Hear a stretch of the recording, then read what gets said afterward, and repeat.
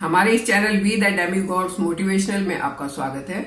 आज फिर से एक कहानी, क्योंकि बच्चों के एग्जाम स्टार्ट हो गए हैं, वो लोग अपना वीडियो बना नहीं पा रहे हैं, तो उन्होंने रिक्वेस्ट किया नानी आप ही स्टोरी सुना दो।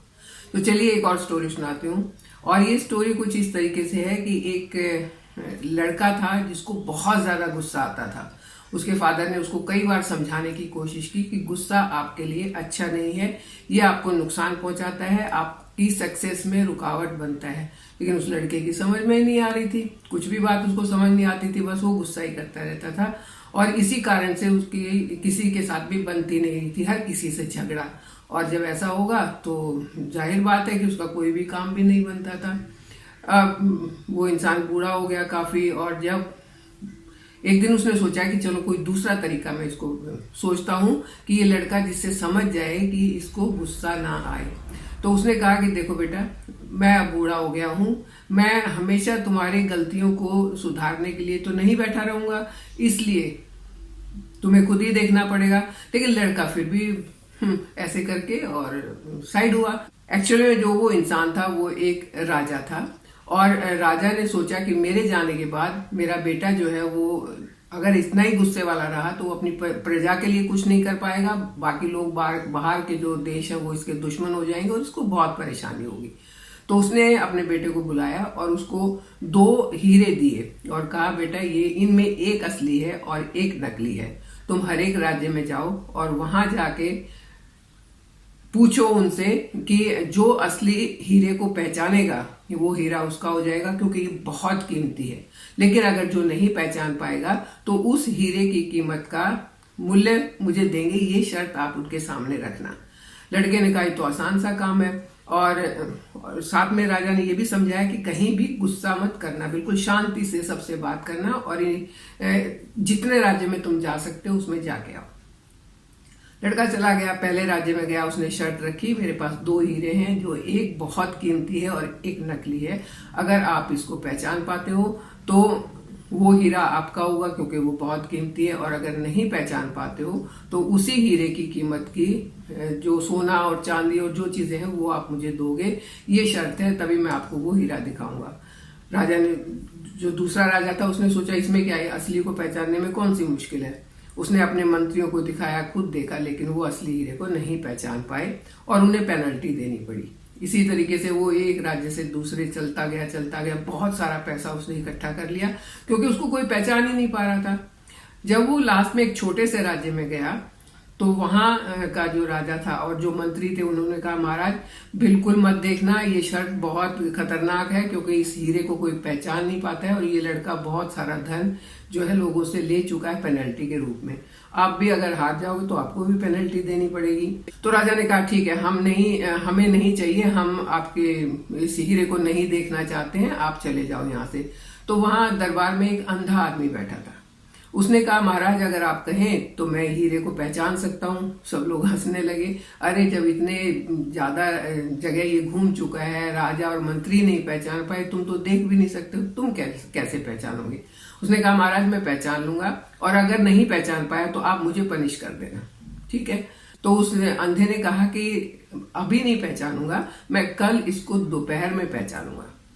सब लोग मान गए, तो ठीक है, दोपहर तक वो रुक गया। अगले दिन उस अंधे व्यक्ति ने उस लड़के से कहा कि अब मैं तुम्हारा हीरा पहचानने के लिए तैयार हूं, लेकिन उस हीरे को तुम सामने स्टेज पर रख के आ जाओ और 1 घंटे बाद मैं उसको बता दूंगा कि ये हीरा कौन सा असली है कौन सा नकली। लड़के ने स्टेज पर रख दिया, वहां काफी तेज धूप थी, और 1 घंटे के बाद वो अंधा जो था वो गया, उसने दोनों हीरे को टच किया और झट से बता दिया कौन सा असली हीरा है। सब लोग बड़े हैरान कि जिसको कोई भी नहीं बता पाया इसने कैसे बता दिया। तो लड़के ने पूछा ठीक है बाबा, तुम जीत गए हो, तुमने सही बताया, और ये हीरा क्योंकि जैसी शर्त थी ये हीरा तुम्हें मिल जाएगा, लेकिन मुझे ये तो बता दो कि तुमने इसको पहचाना कैसे। तो अंधे ने कहा कि जो असली हीरा होता है उसे चाहे धूप में रखो या छाया में रखो, उसके टेम्परेचर में कोई फर्क नहीं आता है, जबकि नकली हीरा धूप में रखते ही गर्म हो जाता है। तो मैंने धूप में रखवाया और टच करके देखा, जो नकली था वो गर्म था, मुझे पता चल गया। तो लड़का वो हीरा देके वापस अपने घर आया, उसने राजा को सारी बात बताई कि मैं इतना धन जीत चुका था, लेकिन एक अंधे ने मुझे हरा दिया और वो हीरा मैंने उसको दे दिया।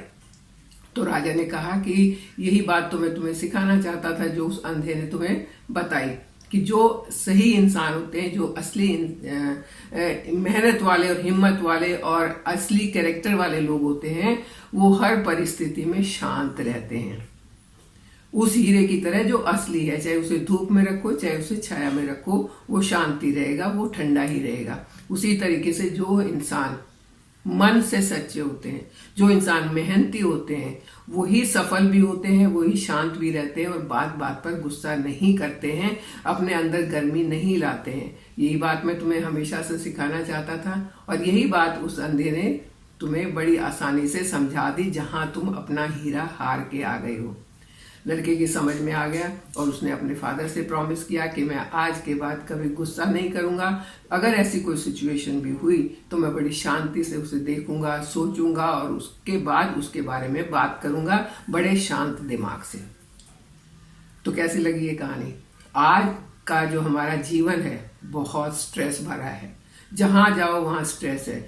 ट्रैवल कर रहे हैं तो भीड़ की वजह से स्ट्रेस है, काम कर रहे हैं तो काम का प्रेशर है, उसकी वजह से स्ट्रेस है, अगर स्टडी कर रहे हैं तो पढ़ाई का स्ट्रेस है, बाहर के माहौल का स्ट्रेस है, हर तरह का स्ट्रेस है और उसमें गुस्सा आना एक मामूली सी बात है। लेकिन हमें कैसा बनना है? उस हीरे की तरह बनना है जिसको किसी भी परिस्थिति में गुस्सा नहीं आता और वो अपनी कीमत, इसीलिए हम अपनी कीमत बरकरार रख पाएंगे, इसीलिए हम सफल हो पाएंगे।